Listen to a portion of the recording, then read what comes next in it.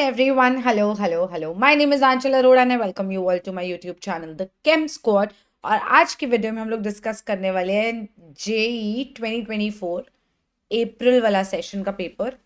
अब जो लोग नीट के लिए प्रिपेयर कर रहे हैं उन्हें लगा जेई मेंस का पेपर हम क्यों डिस्कस करें। भाई केमिस्ट्री है, तुम्हें क्वेश्चन सॉल्व करने हैं ना। जितने ज़्यादा क्वेश्चन सॉल्व करोगे उतना तुम्हारा फायदा है। सही बात है। And the same goes to JEE वाले। अगर तुम लोग वीडियोस देख रहे हो तुम्हें लग रहा है नीट का पेपर थोड़ी सॉल्व करेंगे हम नहीं करते। भाई तुम्हें क्वेश्चन से मतलब है ना, जितने ज्यादा प्रैक्टिस करोगे उतना बेटर है। क्या पता कोई ऐसा क्वेश्चन दिख जाए तो तुमने नहीं देखा है अब तक और तुम्हें लगे कि हाँ यार ये तो लॉजिकल क्वेश्चन था यार, ये तो पढ़ सकते हैं इसके बारे में। तुम्हारा काम है प्रैक्टिस करना। तुम्हें दुनिया का हर इंसान बोलता है जितने ज्यादा क्वेश्चन प्रैक्टिस करोगे उतना अच्छा है, राइट? वही तो कर रहे हैं हम लोग।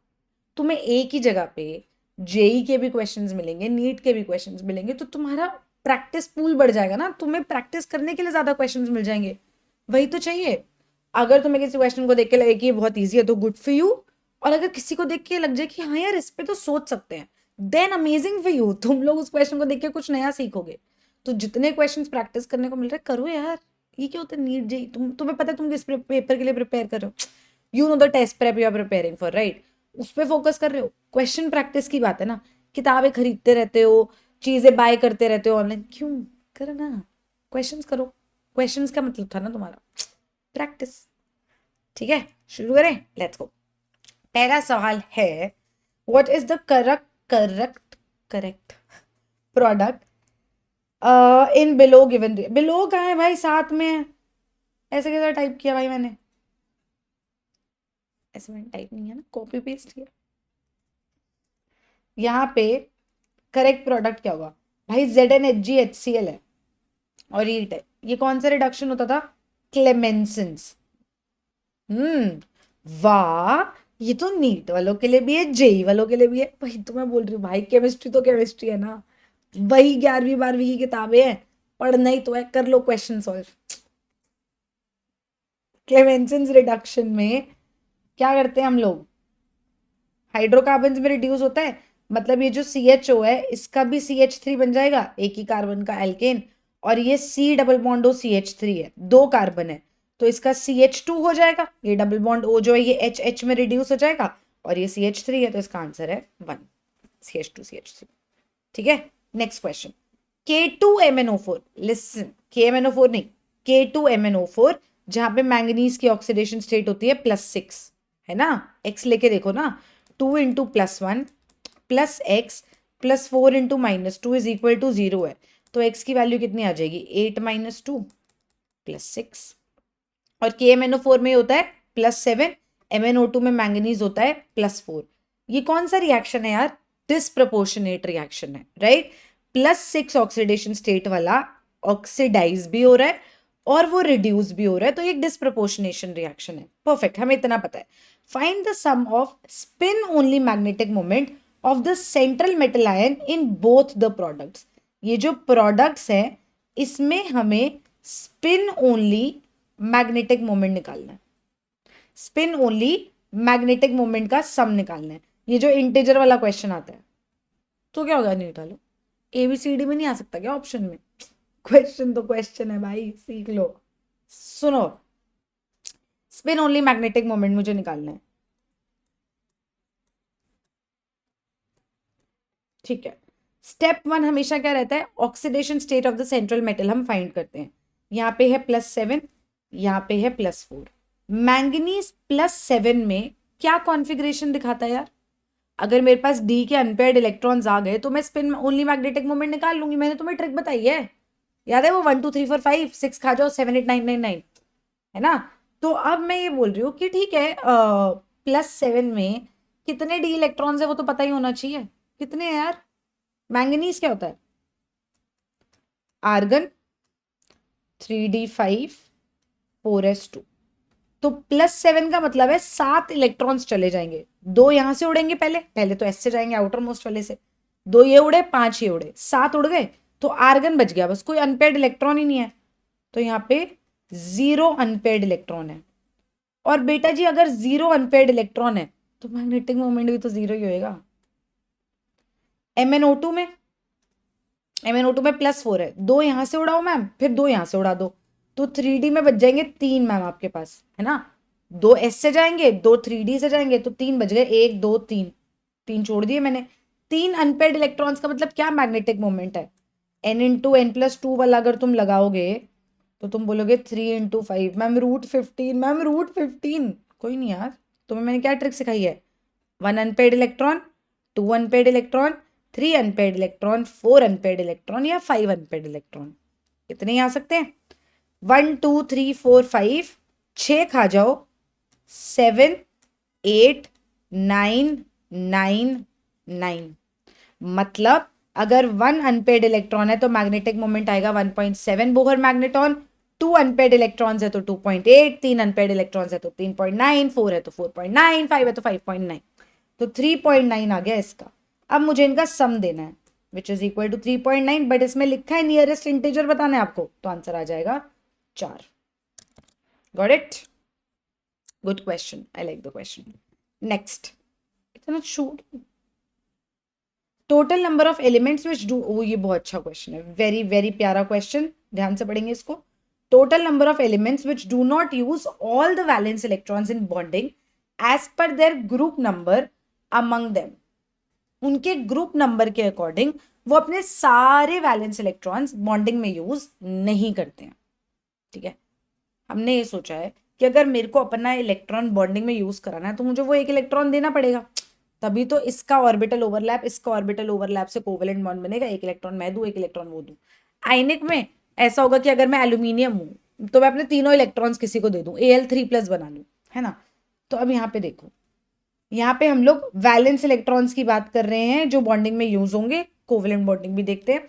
Oxygen, sulphur, fluorine, nitrogen, aluminium, carbon, silicon, कौन कौन यूज कर सकता है, इलेक्ट्रॉन्स कितने हैं इनमें, as per their group number, मतलब इनके वैलेंस इलेक्ट्रॉन्स की जो बात करते हैं उनके ग्रुप नंबर के अकॉर्डिंग, इसमें 6 इलेक्ट्रॉन्स है, 6 इलेक्ट्रॉन्स है, इसमें 7 है, इसमें 5 है, 3 है, 4 है, 4 है। अब देखो, बहुत प्यारा क्वेश्चन है, ऑक्सीजन अपने 6 के 6 इलेक्ट्रॉन्स कब यूज करेगा बॉन्डिंग में, अगर वो 6 बॉन्ड बनाए, मैं बना ही नहीं सकता, कैसी बातें कर रहे हो। H2O में 2 बॉन्ड बनाता है, मैक्सिमम 3 बनाएगा जिसमें ऑक्सीजन पे प्लस आ रहा होगा, मैम 6 बॉन्ड तो वो नहीं बना सकता इस जन्म में, तो अगर वो 6 बॉन्ड नहीं बना सकता तो वो अपने 6 के 6 इलेक्ट्रॉन्स यूज नहीं कर सकता। लॉजिक समझ आया कैसे सोचना है। फ्लोरीन में कैसे सोचोगे यार, फ्लोरीन के केस में फ्लोरीन 7 के साथ कैसे यूज कर सकता है, एक बॉन्ड बनाता है मैम, वो नहीं कर सकता। सल्फर कर सकता है क्या, सोच समझ के जवाब देना, हमने पूरा बॉन्डिंग पढ़ा हुआ है। सल्फर मैम कर सकता है यार, SF6 बना दो, 6 बॉन्ड बनाएगा, आता है मुझे SF6 का स्ट्रक्चर बनाना, मैं बना दूंगा SF6 का स्ट्रक्चर। वैलेंस इलेक्ट्रॉन्स 6 मोनोवेलेंट जोड़े हैं, sp3d2 hybridization, ma'am octahedral complex बनेगा। ऑक्टा कॉम्प्लेक्स, एक तो कोऑर्डिनेशन कॉम्प्लेक्सेस बड़ा पढ़ा के ये ऑक्टाहेड्रल कॉम्प्लेक्स बोलने की आदत हो गई, ऑक्टाहेड्रल स्ट्रक्चर पड़ेगा इसका, ऑक्टाहेड्रल स्ट्रक्चर बनेगा इसका, ऑक्टाहेड्रल शेप दिखाएगा, ये हमने ये पढ़ा है। और शायद हम जब ऑक्टाहेड्रल ज्योमेट्री की बात करते हैं तो सबसे पहला एग्जाम्पल ही सब लोग SF6 ही उठाते हैं, है ना, तो ये तो कर लेगा, तो ये मेरा आंसर नहीं है। नाइट्रोजन 5 बॉन्ड बनाता है क्या, तो 5 के 5 इलेक्ट्रॉन्स कैसे इन्वॉल्व कराएगा, 5 के 5 इलेक्ट्रॉन्स कैसे इन्वॉल्व कराएगा, नहीं यार ये भी नहीं हो सकता। एल्यूमिनियम 3 बॉन्ड बनाता है, AlCl3, कार्बन CH4 बनाता है, सिलिकॉन भी SiH4 बनाता है, तो ये अपने चारों इलेक्ट्रॉन्स यूज कर पा रहा है, ये भी अपने चारों इलेक्ट्रॉन्स यूज करता है, AlCl3 में एल्यूमिनियम भी अपने तीनों इलेक्ट्रॉन्स यूज करता है, तो इसका आंसर आ जाएगा 3 ऐसे एलिमेंट्स हैं, ऑक्सीजन, फ्लोरीन, नाइट्रोजन। बहुत अच्छा क्वेश्चन है ये। Next question, identify the suitable reagents X and Y for the given reaction below to get this product finally. करा क्या इसमें, ध्यान से देखते हैं अप्रोच कैसे करेंगे। यार बेंजीन रिंग की बेंजीन रिंग रही है अभी भी, तो गोली क्या बना देते हैं बीच में। क्लोरीन का क्लोरीन नहीं हिला है, ठीक है, तो मैं क्लोरीन नहीं हिला सकती। 1 कार्बन 2 कार्बन और फिर ब्रोमीन, 1 कार्बन 2 कार्बन, ब्रोमीन यहाँ है, ओके, तो मेरे को ब्रोमीन कॉर्नर से उठा के बीच में लाना है, तो मेरे को खराब वाले अगर मैं कभी प्रोडक्ट बनाती से अच्छा प्रोडक्ट चाहिए, ठीक है। तो अगर मैं यहां से ऐसा कुछ कर दूं कि उसमें कुछ डाल के ब्रोमीन कॉर्नर पे ना लगे, बीच में लगे, सेडजेफ जैसा कुछ, मतलब एल्कीन अगर मैं बीच में बना लूं तो मेरा फायदा हो जाएगा। तो यहाँ पे मोस्ट सूटेबल रिएजेंट होगा ये वाला। कैसे कैसे कैसे? इसमें अगर मैं अल्कोहलिक KOH या अल्कोहलिक NaOH डालूं विद हीट, तो मेरे को ये पता है कि इसको तो कुछ नहीं होगा भाई, पार्शियल डबल बॉन्ड कैरेक्टर की वजह से, और ये कार्बन और ये कार्बन के बीच में आ जाएगा डबल बॉन्ड। क्यों क्यों क्यों क्यों? क्योंकि एलिमिनेशन रिएक्शन होगा ना, OH माइनस इसका H प्लस लेगा, ये वाला H लेगा और ये ब्रोमीन निकल जाएगा, एलिमिनेशन हो जाएगा। अब फिर इसमें अगर मैंने HBr डाला, फिर अगर मैंने इसमें HBr डाला, उस केस में ये टूटेगा H प्लस और Br माइनस में, पाई इलेक्ट्रॉन्स जाएंगे H प्लस को लेने, मोर स्टेबल कार्बोकटायन जो बनेगी वो मेजर प्रोडक्ट देगी, और मोर स्टेबल कार्बोकटायन बीच वाली बनेगी, फिर यहाँ पे आके Br लग जाएगा। हमारा आंसर आ गया थी। अच्छा क्वेश्चन था। सब कुछ किया हुआ है इसमें से, carbocation formation, carbocation rearrangement, carbocation reactions, carbocation कैसे बनते हैं हमें कैसे पता चलता है, कार्बोकटायन कब रीअरेंज होता है हमें कैसे पता चलता है। We have covered everything. तुम्हारी भी मेहनत है, जाके वीडियो देखो ना फिर। Next question, if the weight of NaCl in 500 ml of aqueous solution is इतना ग्राम, मोलैरिटी निकालनी है। देखो बच्चों, मोलैरिटी कहती है कि भाई number of moles of solute बता दे अपॉन वॉल्यूम ऑफ सोल्यूशन बता दे लीटर में, तो तुम्हारी मोलैरिटी आ जाएगी। क्या मैं यहाँ पे मोल्स बता सकती हूँ? मुझे गिवन मास दिया हुआ है, मोलर मास मुझे आता है, तो नंबर ऑफ मोल्स हो जाएंगे गिवन मास। मोलर मास होता है 58.5, होता है। ये गया 10, ये गया 100, ये आ जाएगा 0.1 मोल। वॉल्यूम है 500 ml, लेकिन मुझे उसको लीटर में कन्वर्ट करना जरूरी है, तो 500 डिवाइडेड बाय 1000 लीटर में हो जाएगा। डिनोमिनेटर का डिनोमिनेटर बनता है numerator.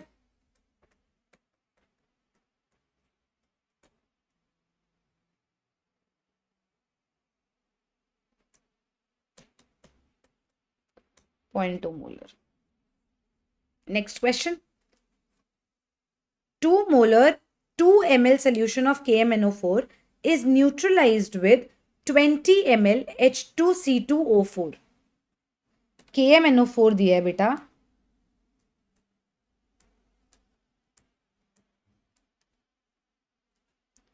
To molar 2 ml, H2C2O4 दिया है बेटा 20 ml। इसकी मोलैरिटी नहीं दी अपन को, और पूछा है मोलैरिटी बता दो। कैसे बताएंगे? जब भी दो चीजें रिएक्ट करती है तो उनका क्या पक्का इक्वल होता है? क्या मोल्स इक्वल होते हैं? पता नहीं, हो भी सकते हैं नहीं भी हो सकते, लेकिन एक चीज जो विद गारंटी पक्का इक्वल होगी जब दो चीजें रिएक्ट कर रही हैं इज ग्राम इक्विवेलेंस। तो अगर दो चीजें रिएक्ट कर रही हैं तो उनके ग्राम इक्विवेलेंट्स इक्वल हो जाएंगे, राइट। और ग्राम इक्विवेलेंट्स क्या होता है बेटा? बहुत सारे फॉर्मूले हमने 4 करे हुए, number of moles into n factor, molarity into volume into n factor, normality into volume, या फिर given mass upon equivalent mass. ये 4 फॉर्मूला हमने करे। मोल कॉन्सेप्ट वाली वीडियोस देख के आओ यार प्लीज यार, बड़ी मेहनत से पढ़ाती हूँ यार मैं। वीडियोस ही नहीं देखते यार तुम यूट्यूब पे, यार देख लो यार। सब्सक्राइब भी नहीं कर रहे ना लोगों से करा रहे हो, इतनी लोनलीनेस से भरिएगा तुम्हारी जिंदगी। लोग नहीं है क्या? और अगर है तो मुझे बताओ कि है, कैसे बताओगे? सब्सक्राइब करवा के। ऐसे चेन चलती है ये, करो ये चीज। Anyway where was I? So मेरे को यहाँ पे इक्वल प्रूव करना है। अच्छा, प्रूव क्या करना है? इक्वल होता है तो मैं कौन सा फॉर्मूला लूं? यहाँ पे मोलैरिटी दी है, वॉल्यूम दी है, तो मेरे लिए सेफ फॉर्मूला है molarity into volume into n factor. और इसका मतलब है molarity of KMNO4 into volume of KMNO4 into n factor of KMNO4 in this case, which is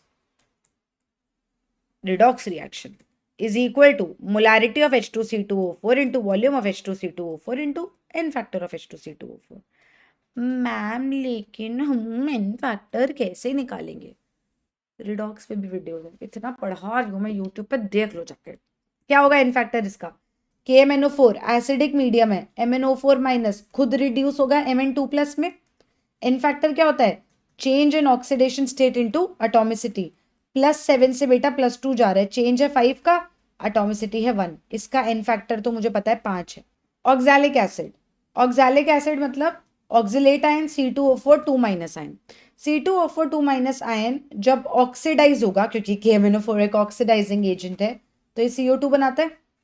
n factor of these ions क्या होगी? चेंज इन ऑक्सीडेशन स्टेट, +3 से +4 जा रहा है 1 का, एटॉमिसिटी 2, एन फैक्टर है इसका 2। तो molarity is 2 molar, volume is 2/1000। Volume में तुम्हें बोलती हूँ सेफ साइड हमेशा लीटर में लिया करो, लेनी भी लीटर में चाहिए। एन फैक्टर है 5। इसकी मोलैरिटी अपन को निकालनी है। वॉल्यूम हमें दी हुई है उन्होंने 20 ml, मतलब 20/1000 इंटू एन फैक्टर है 2। 1000 से 1000 कटेगा, 2 से 2 कटेगा, मोलैरिटी आ जाएगा कितना 2 into 5/20 which is 1/2 which is 0.5 molar. आ गया answer, got it. Next question, de Broglie wavelength of an electron in the fourth orbit of hydrogen atom is इतना, ठीक है, where r0 is Bohr's first orbit radius, H atom, x की value बतानी है। उसने बोला lambda is equal to x pi r0 है। पहले तो यहाँ तक पहुंचे गया, एक बार रिवाइज करें, ठीक है। हमें पता है de Broglie वेवलेंथ होता है h/p या फिर h/mv। अच्छा, हमें एक और चीज पता है एंगुलर मोमेंटम के बारे में कि mvr is equal to nh/2π होता है, ठीक है। तो mv की वैल्यू हो जाएगी nh/2πr। यहां तक पहुंच गए, तो मैं लिख सकती हूँ lambda is equal to h upon nh/2πr। h से h गया, डिनोमिनेटर का डिनोमिनेटर बन गया numerator. Lambda is equal to कितना 2πr/n। अच्छा जी, अब ये तो मेरे पास r है और यहाँ पे मेरे को उसने बोला है कि ये लैम्डा की वैल्यू है x/r0, ठीक है। तो मुझे इस r को r0 की टर्म्स में बात करनी पड़ेगी, है ना। फोर्थ ऑर्बिट की बात हो रही है, तो radius of the fourth orbit को मैं क्या लिखूंगी, कैसे होता है formula, rn is equal to n² into r0 होता है, n²/z होता है, z जो है हाइड्रोजन है, तो z की वैल्यू 1 हो जाएगी, राइट। तो ये आ जाएगा r4 की जगह में लिखूंगी 4² इंटू r0, ठीक है। तो इसको मैं लिखूंगी 2π 4² इंटू r0 अपॉन n की वैल्यू 4, फोर्थ ऑर्बिट के बारे में बात हो रही है, is equal to x/r0। r0 से r0 गया, पाई से पाई गया, तो कितना आ जाएगा 8 इज इक्वल टू x। समझ गए। चलिए अगले क्वेश्चन पे, let's go. For any reaction k is equal to k1 into k2/k3, ठीक है। ई टोटल बताना है एक्टिवेशन एनर्जी के टर्म्स में। अच्छा, ये सोल्यूशन भी मैंने शायद लिख दिया, पर मैं तुम्हें सॉल्व कराती हूँ। k is equal to k1 k2 k3 है, ठीक है। लॉग ले लें दोनों तरफ, लॉग k कितना हो जाएगा, लॉग k हो जाएगा log of k1 k2/k3, log a into b is equal to log a plus log b होता है, एंड लॉग a/b होता है कितना, log a minus log b, right.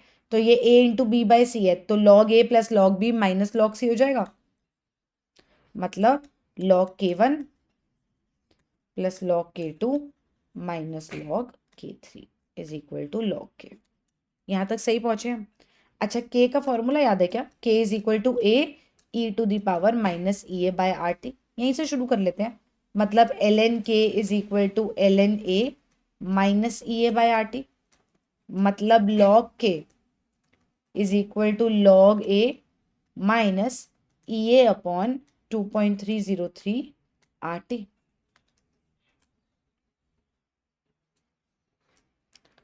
सही है, यहां तक सब्सटीट्यूट कर दें, log a minus EA total upon 2.303 RT is equal to log a minus EA1 upon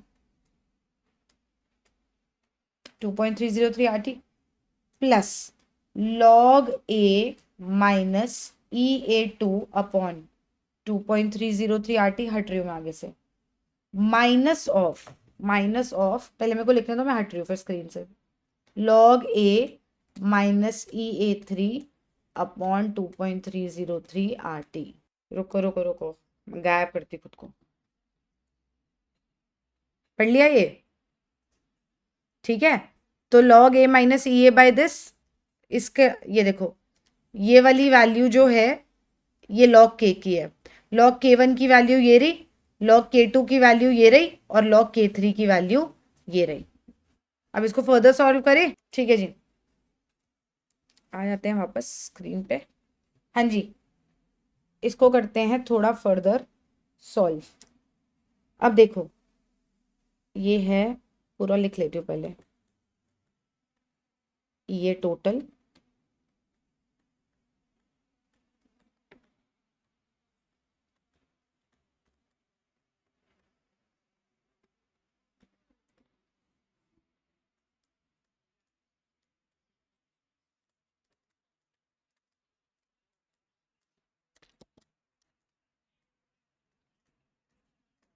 एक चीज देखो यार, ये जो 3 वाला था ये बाहर माइनस है, तो ये हो जाएगा माइनस log a प्लस ये,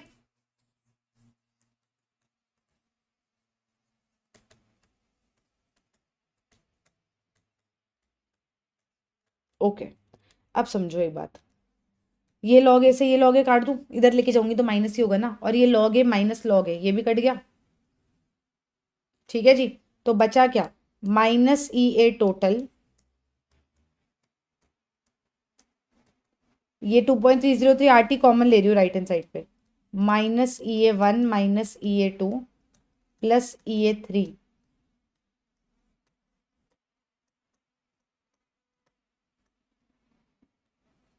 ये गया, माइनस उधर ले जाऊं,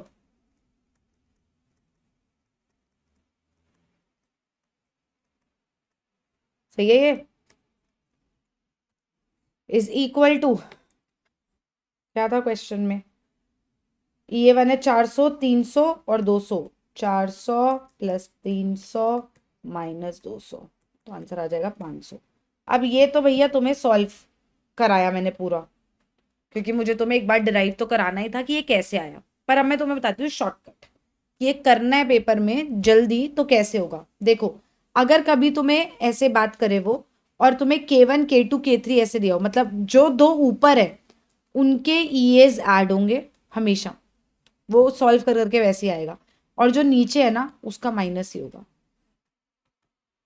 देख लो, इसीलिए जल्दी ऐसे हुआ है। लेकिन तुम्हें एक बार डिराइव करना भी आना चाहिए, क्योंकि पेपर में ना कंफ्यूज हम प्लस माइनस में होते हैं, जहां कॉन्सेप्ट्स क्लियर होते हैं, जहां डेरिवेशंस होती है वहां हम फंसते नहीं है, क्योंकि हमें वो करना आता है ना, हमें पता है हमने क्या किया था, डिराइव कर लेंगे तो अपने आप आ जाएंगे फॉर्मूले तक। पर फॉर्मूले के प्लस माइनस में गलती होगी तो वो तो ऑप्शन में होगा ही, तुम फंस जाओगे फिर। ठीक है, तो इसीलिए एक बार डिराइव करना भी जरूरी था, बट अगर तुम शॉर्टकट की तरफ जा रहे हो तो वो भी मैंने बता दिया है कि तुम्हें K1 K2 K3 दिया हुआ है, तो जो दो ऊपर होते हैं उनके EAs ऐड होते हैं, और जो नीचे होता है डिनोमिनेटर में उसका EA माइनस होता है। अय्या, ठीक है, next question, let's go. Which of the following is the correct order of first ionization enthalpy? कराया हुआ है मैंने, यूट्यूब पे वीडियो है, हर चीज का लॉजिक है आयनाइजेशन एंथैल्पी में, मोर ऑन आयनाइजेशन एंथैल्पी सब कुछ है। बेरिलियम सेकंड थर्ड तक भी करा हुआ है, boron, carbon, nitrogen, oxygen, fluorine. यहाँ पे बेरिलियम होता है, ये होता है 2s2 2p1, ये होता है 2s2 2p2, ये होता है 2s2 2p3, ये होता है 2s2 2p4, और ये है 2s2 2p5। किसकी ionization enthalpy? Left to right जाते हैं तो जनरली ऐसी बात होती है कि क्योंकि साइज गिरता है, साइज घटता है, और इफेक्टिव न्यूक्लियर चार्ज बढ़ता है, तो इलेक्ट्रॉन निकालना मुश्किल होता है, तो आयनाइजेशन एंथैल्पी बढ़नी चाहिए। Left to right generally, because the size reduces and the effective nuclear charge increases, so ionization enthalpy must increase, electron निकालना मुश्किल होना चाहिए। बट बेरिलियम बोरॉन में पोजीशन स्वैप होती है, क्योंकि बेरिलियम की स्टेबल इलेक्ट्रॉनिक कॉन्फ़िगरेशन है, अगर उसमें से इलेक्ट्रॉन निकाल दिया तो हम उसकी स्टेबिलिटी खराब कर रहे हैं। कोई भी अपनी स्टेबिलिटी खराब नहीं होने देना चाहता, तो अगर हमें उसकी स्टेबिलिटी खराब करनी है, तो हमें एक्स्ट्रा मेहनत करनी होगी, इसलिए ज्यादा एनर्जी लगती है। सब पढ़ाया हुआ है मैंने। तो ये अपनी पोजीशन स्वैप करते हैं। पर बेरिलियम बोरॉन से तो जीत जाता है, पर उसके आगे वाले से थोड़ी जीतेगा। इफेक्टिव बात कर रहे हैं ना हम। वीडियो देख लेना भाई, सब पढ़ा है। नाइट्रोजन ऑक्सीजन में, नाइट्रोजन को ऑक्सीजन से हारना चाहिए because left to right, but क्योंकि नाइट्रोजन की स्टेबल हाफ फील्ड कॉन्फ़िगरेशन है, तो उससे इलेक्ट्रॉन निकालने में ज्यादा मेहनत लगेगी, क्योंकि हम उसकी स्टेबिलिटी भी हार्म कर रहे हैं। इस वजह से इनकी पोजिशंस स्वैप हो जाती हैं। पर वो फ्लोरीन से नहीं जीत पाता है। क्यों नहीं जीत पाता है? वीडियो जाके देखो। तो यहाँ पे ऑर्डर हो जाएगा बेरिलियम बोरॉन से ज्यादा, बेरिलियम बोरॉन से ज्यादा, नाइट्रोजन ऑक्सीजन से ज्यादा, और फिर फ्लोरीन। ठीक है जी। Next question, pressure versus temperature graph of an ideal gas of equal number of moles of different density is given below. Densities अलग है। इंटरेस्टिंग क्वेश्चन है। डेंसिटीज की बात करनी है हमें, और डेंसिटीज को हमें कंपेयर करना है। अब ध्यान से सुनो, हमें क्या आता है? हमें आता है PV is equal to nRT. ठीक है, आराम से करते हैं। नाइट्रोजन, ये भगवान, मैं खुद अपना एडिटिंग का काम क्यों बढ़ाती रहती हूँ। नंबर ऑफ मोल्स, प्लीज भूल जाओ मैंने जो कहा। Number of moles, number of moles होता है given mass by molar mass. बहुत बढ़िया। ठीक है जी, इसको मैं रीअरेंज करके PM is equal to m by V R T लिख दूं तो तुम्हें चलेगा? चलेगा ही। डिनोमिनेटर उधर जाके न्यूमरेटर, ये न्यूमरेटर उधर जाके डिनोमिनेटर। इसको बोलते हैं डेंसिटी। किसी भी पर्टिकुलर गैस की बात हो रही है, देखो देखो, एक पर्टिकुलर गैस की बात हो रही है। इस गैस का मोलर मास फिक्स्ड होगा भाई। ऑक्सीजन का मोलर मास फिक्स्ड होता है, नाइट्रोजन का अलग होता है, सबका मोलर मास फिक्स्ड होता है। तो ये तो भाई फिक्स्ड है, कांस्टेंट वैल्यू। आर भी फिक्स्ड है। प्रेशर वर्सेस टेम्परेचर ग्राफ की बात हो रही है। प्रेशर वर्सेस टेम्परेचर ग्राफ की बात हो रही है। ठीक है, अब सुनना, अगर मैं टेम्परेचर यहां फिक्स कर दूं, तो ये भी, इस डेंसिटी पे भी टेम्परेचर यही है, इस डेंसिटी पे भी टेम्परेचर यही है, इस पे भी टेम्परेचर यही है। जैसे हम बॉयल्स लॉ, चार्ल्स लॉ, इन सबके ग्राफ्स में करते हैं। मैंने इतने पेपर्स डिस्कस करे हैं, उन सब में ऐसा क्वेश्चन कहीं ना कहीं दिखा है। तो ये भी उसी टाइप का क्वेश्चन है, इंटरेस्टिंग है। टेम्परेचर फिक्स्ड, इस डेंसिटी की बात करें तो इस टेम्परेचर के लिए इसके कॉरेस्पॉन्डिंग प्रेशर है P3, इस टेम्परेचर के लिए है P2, और इस टेम्परेचर, इस डेंसिटी, इसी टेम्परेचर पे इस डेंसिटी के कॉरेस्पॉन्डिंग है P1। ऐसे लिख दूं? ठीक है, अब मैंने टेम्परेचर भी फिक्स कर दिया, तो मुझे दिख रहा है कि अगर मैं सब कुछ फिक्स कर दूं तो P directly proportional to rho आ रहा है, pressure directly proportional to density आ रहा है। ठीक है जी। तो अगर टेम्परेचर फिक्स कर दिया तो density directly proportional to pressure है। प्रेशर ऐसे बढ़ रहा है, मतलब P1 is greater than P2 is greater than P3 दिख रहा है। Therefore density 1 is greater than density 2 is greater than density 3 दिख रहा है। Next question, let's go. If EMF of hydrogen electrode at 25 degrees Celsius is 0 in pure water, then the pressure of hydrogen in bar is। ये NEET में भी आया हुआ है, देख लो। बड़ा नीट वाले बच्चे क्यों जेई का पेपर अटेम्प्ट करें, हम जेई वाले बच्चे क्यों नीट का पेपर अटेम्प्ट करें? हैं, दिख गया, दिख गया रीजन। इसलिए जितना प्रैक्टिस कर पाओ कर लो। If the EMF of hydrogen electrode is 0 for pure water, ठीक है, E इज इक्वल टू 0 है। E0 H+2H2 भी 0 होता है ना? तो हमें पता है E is equal to E0 minus 0.059 by N, क्योंकि 25 डिग्री सेल्सियस ले इसलिए मैंने 0.059 ले लिया। अब H+ से हाफ H2 अगर मैं जा रही हूँ तो मेरे लॉग में pressure of hydrogen raise to the power half ऊपर आ जाएगा और कॉन्सेंट्रेशन ऑफ H+ नीचे आ जाएगा। प्योर वाटर 25 डिग्री सेल्सियस पे pH कितना होता है भाई? 7। न्यूट्रल होता है, तो H+ की कॉन्सेंट्रेशन आ गई 10⁻⁻7। पहुंच रहे हैं लॉजिक से, कुछ अलग नहीं कर रहे। E उसने 0 दिया है, E0 हमें पता है 0 होता है। मैंने बस नॉन स्टिक इक्वेशन का फॉर्मूला लिखा और मैं बैठ गया और मैंने बोला अब मुझे बता प्योर वाटर, प्योर वाटर का मतलब pH 7, pH 7 से H+ आ गया, तो 0 इज इक्वल टू 0 माइनस 0.0591, कितने इलेक्ट्रॉन्स का चेंज है यहाँ पे? एक log of pressure of hydrogen मुझे पता नहीं है, लेकिन मुझे ये पता है। पहुंच गए यहां तक? सही है ये? ठीक है जी। अब 0 is equal to 0 minus something, ये क्या बात हुई भाई? 0 इज इक्वल टू 0 माइनस 0, यही होएगा। सही बात है। तो ये समथिंग भी 0 होगा, और ये समथिंग 0 कब होगा? जब लॉग की वैल्यू 0 होगी। इसका मतलब ये लॉग की वैल्यू 0 होनी चाहिए। और किसका लॉग 0 होता है बेटा? log 1 0 होता है।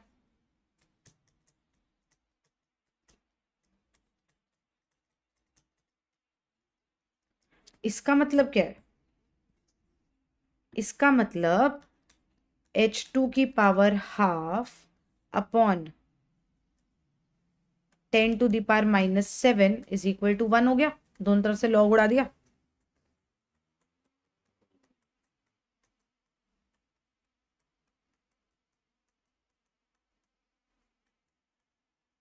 प्रेशर ऑफ H2 यार, दिल पे मतलब एडिट नहीं कर पाऊंगी बार बार।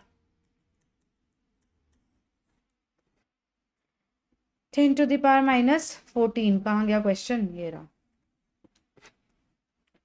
ठीक है जी। नीट का पेपर अभी जब सॉल्व कराई थी तब भी कराया था, इसलिए जेई वालों को रिक्वेस्ट करी हूँ नीट के पेपर के क्वेश्चंस देख लो। नीट वालों को कह रही हूँ जेई वाले देख लो भैया, सवाल केमिस्ट्री से ही आना है। अगला, number of complexes having even number of unpaired electron. ध्यान से पढ़ना क्या है, इवन नंबर ऑफ इलेक्ट्रॉन्स नहीं है, जल्दीबाजी में गलतियां बता रही हूं। इवन नंबर ऑफ इलेक्ट्रॉन्स नहीं लिखा है, अनपेयर्ड इलेक्ट्रॉन्स नहीं लिखा है, even number of unpaired electrons लिखा है। मतलब जैसे D4 even number of unpaired electrons, D2 even number of unpaired electrons. ये क्वेश्चन है, बहुत प्यारा क्वेश्चन है। तो हमें हर कॉम्प्लेक्स में डी में कितने अनपेयर्ड इलेक्ट्रॉन्स है वो निकालना है। तो अगर वो 0 2 4 6 ऐसे आया, 6 तो नहीं आएगा सॉरी, 0 2 4 इतना आया भाई, 6 कैसे आएगा यार डी में? अनपेयर्ड इलेक्ट्रॉन्स 1 2 3 4 5, छठा तो यहाँ आ जाता है। 5 ही मैक्सिमम अनपेयर्ड हो सकते हैं ना, 5 ऑर्बिटल्स हैं, इसलिए 6 नहीं हो सकता। क्योंकि जैसे मैंने 6 बोल के बोला रहे 6 नहीं हो सकता, तुमने पूछा क्यों नहीं हो सकता यार, रिकॉर्डेड वीडियो में समझ नहीं आएगा तो मैं बता रही हूँ। इसलिए 6 नहीं हो सकता क्योंकि 5 डब्बे हैं, 5 ही अनपेयर्ड हो सकते हैं मैक्सिमम। ठीक है, ठीक है जी। तो कॉपर H2O होल 6 2 पॉजिटिव में कॉपर की ऑक्सीडेशन स्टेट है +2। +2 का मतलब है आर्गन 3D9। 3D9 का मतलब है 1 2 3 4, 1 2 3 4 5 6 7 8 9, 1 अनपेयर्ड इलेक्ट्रॉन है which is not even number, तो ये नहीं हो सकता। आयन यहाँ पे +3 ऑक्सीडेशन स्टेट में है जी। आयन हो जाएगा आर्गन 3D5, 5 अनपेयर्ड इलेक्ट्रॉन्स हो जाएंगे, इवन तो नहीं है। क्रोमियम +2 में, क्रोमियम +2 ऑक्सीडेशन स्टेट में है यहाँ पे, तो ये हो जाएगा 3D4। 1 2 3 4, जी हाँ इवन नंबर है इसमें। निकल, निकल +2 ऑक्सीडेशन स्टेट में है इस कॉम्प्लेक्स में, और निकल +2 में होने का मतलब है ये 3D8 है। 1 2 3 4 5 6 7 8, 2 अनपेयर्ड इलेक्ट्रॉन है, ये भी even number of unpaired electrons है। तो ये दोनों को, ये क्वेश्चन बहुत अच्छा है, इसका पिछला वाला भी अच्छा था, ये भी बहुत अच्छा क्वेश्चन है फॉर योर प्रैक्टिस, एक अलग टाइप का क्वेश्चन है। Next, which of the following has the maximum dipole moment? NH3 बनाओगे तो sp3 hybridized with 1 lone pair of electron आ जाएगा, NF3 भी sp3 hybridized with 1 lone pair of electrons, PCl5, PCl5 दो axial bonds 3 equatorial bonds, CH4 भी एक symmetrical tetrahedral geometry है। तो ये सिमेट्रिकल है, ये भी सिमेट्रिकल है, तो इन दोनों ही केस में डायपोल मोमेंट 0 होगा। NH3 और NF3 50 बार पढ़ चुके हो, ये बोर्ड्स में पढ़ाते हैं, नीट में आता है, जेई में आता है, और भी कोई पेपर दोगे तो वहां भी कहीं ना कहीं दिख जाएगा। NH3 और NF3 में से ज्यादा डायपोल मोमेंट NH3 का इसलिए है क्योंकि NH3 इधर खींच रहा है, लोन पेयर इधर खींच रहा है इलेक्ट्रॉन्स, इलेक्ट्रॉन डेंसिटी नहीं, लोन पेयर की वजह से डायपोल ऊपर की तरफ है, हाइड्रोजन और नाइट्रोजन के बॉन्ड का डायपोल भी ऊपर, हाइड्रोजन नाइट्रोजन के बॉन्ड का डायपोल भी ऊपर, हाइड्रोजन नाइट्रोजन के बॉन्ड का डायपोल भी ऊपर, तो इफेक्टिवली इस तरफ है, तो सब एडिटिव होगा, एडिटिव होगा तो ये कुछ न्यूनेट ऐड होके आएगा। नाइट्रोजन फ्लोरीन का डायपोल टुवर्ड्स फ्लोरीन होगा, मोर इलेक्ट्रोनेगेटिव, यहाँ पे टुवर्ड्स फ्लोरीन, यहाँ टुवर्ड्स फ्लोरीन, लोन पेयर अपनी तरफ खींचेगा, तो यहाँ पे इन सब का कुछ माइनस होगा, इसीलिए इसका नेट डायपोल मोमेंट कम हो जाएगा, मैक्सिमम है NH3 का। Next question, which of the following is the correct structure for L glucose. पहली बात है क्या मुझे D ग्लूकोज बनाना आता है, क्योंकि L ग्लूकोज उसी का मिरर इमेज होगा, और D ग्लूकोज हमें आता है क्योंकि हम बायोमोलिक्यूल्स करते हुए बहुत बार बनाते हैं, HOH, OHH, HOH, HOH, CH2OH, यही है, इसकी मिरर इमेज बनानी है मुझे अब, CHO, OH, H, HOH, OH, H, OH, H, CH2OH, which is first। ठीक है जी, last question, let's go. How many structural isomers are there in C7H16। Structural पूछा, देखो स्टीरियो नहीं पूछा है, टोटल नहीं पूछा है, स्टीरियो नहीं निकालना है, टोटल नहीं निकालना है, ओनली स्ट्रक्चरल मतलब चेन वाले आइसोमर्स निकालने हैं, पोजिशन वाले आइसोमर्स निकालने हैं। ठीक है, शुरू करते हैं लंबी, सबसे लंबी चेन से, 7, यहां से शुरू करना हमेशा, और हर जो तुम स्ट्रक्चर बनाओगे ना उसका नाम जरूर अपने मन में एक बार निकाल लेना जरूर। देखो कभी कभी हम जल्दीबाजी में जब करते हैं ना तो हमें लगता है हाँ ये दोनों अलग ही तो आइसोमर है, पर नहीं होते। पर अगर मैं नाम अपने मन में निकालूंगी ना तो मुझे ये पक्का यकीन होगा कि अगर नाम अलग है तो मॉलिक्यूल अलग है, पर अगर नाम सेम है तो मैं रेपिटेटिव हो रही हूँ, गलत जा रहा है मेरा आंसर। ठीक है, तो जब भी तुम आइसोमर्स का क्वेश्चन करो उसका नाम अपने मन में एक बार जरूर निकाल के रखना। ठीक है जी, तो ये 7 है, 6, 1 2 3 4 5 6, अब मुझे 7वां लगाना है। अगर मैं यहां लगा दूंगी तो बेटा ये भी हेप्टेन है, ये भी हेप्टेन है, बात खराब हो जाएगी। मैं यहां लगा दूंगी तो ये हो जाएगा 2 methyl hexane which is a different molecule. नाम लिख दूं ना मैं साथ साथ, सॉरी।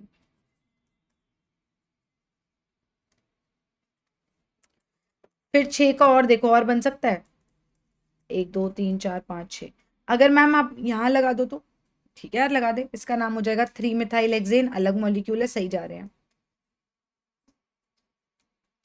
ठीक है, और कहीं लगा सकते हैं क्या? अगर मैं यहां लगा दूं तो ये फिर से 3 मिथाइल हेक्सेन होगा, नंबरिंग अब यहां से होगी ना। अगर मैं यहां लगा देती तो ये 2 मिथाइल हेक्सेन होता, फिर हम रिपीट कर रहे होते जो हमें नहीं करना है। तो 6 मेंबर वाली चॉइसेस हमारे खत्म हो गए हैं, 5 मेंबर पे आते हैं। 5 मेंबर मतलब मुझे 3 कार्बन 2 कार्बन, क्यों अपने साथ ऐसा कर रही है चलो अरोड़ा कि तेरी एडिटिंग बढ़ जाए। 2 कार्बन, टोटल 7 है, 5 की लंबी चेन है, 2 कार्बन और लगाने हैं। ठीक है, वो 2 कार्बन कहाँ लगेंगे? अगर मैंने एक यहां लगाया और एक यहां लगाया तो सुनना गलत क्यों है? ये लॉन्गेस्ट कंटिन्यूस चेन ये हो जाएगी, 1 2 3 4 5 6, तो ये 3 मिथाइल हेक्सेन हो जाएगा। वुडंट वर्क ना, I have already done that. तो समझे मेरी बात कि जब भी तुम स्ट्रक्चर बनाओ तो एक बार अपने मन में उसका नाम जरूर ले लेना, ठीक आईयूपैक नेम, ताकि तुम्हें श्योरिटी होगी तुम रिपीट तो नहीं कर रहे। पर अगर मैं एक कार्बन यहां और एक कार्बन यहां लगाऊं तो इसका नाम हो जाएगा 2,3 dimethyl pentane, 2,3 dimethyl pentane which is okay, which is a new molecule. Good, बन गया मेरा स्ट्रक्चरल आइसोमर। 5 में और कुछ कर सकती हूँ क्या? हाँ मैम, यहां लगा दो, यहां लगा दो, बहुत सही सोचा यार, कर दे ये। बताओ ये 1 2 3 4 5, 2 डाइमिथाइल पेंटेन, बिल्कुल सही बात है। क्या कुछ और कर सकती हूँ मैं इसमें? 1 2 3 4 5, मैम बीच में लगा दो, बिल्कुल सही बात है। 3 3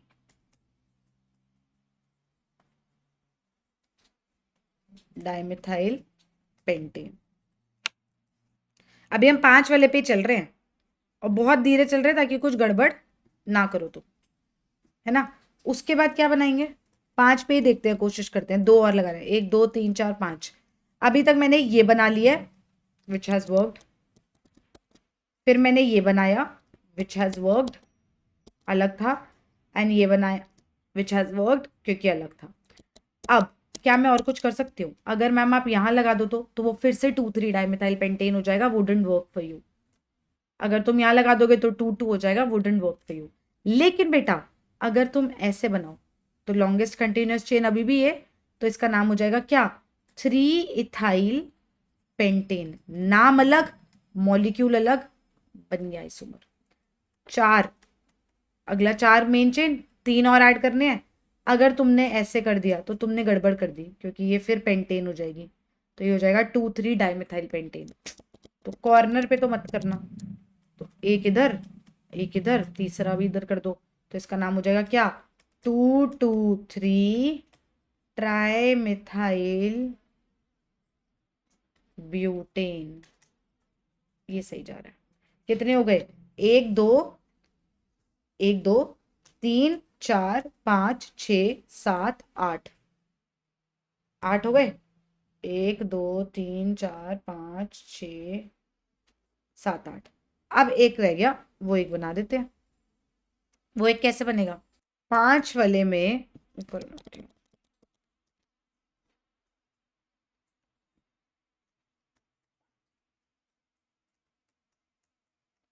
5 वाले में एक ये भी तो बन सकता था,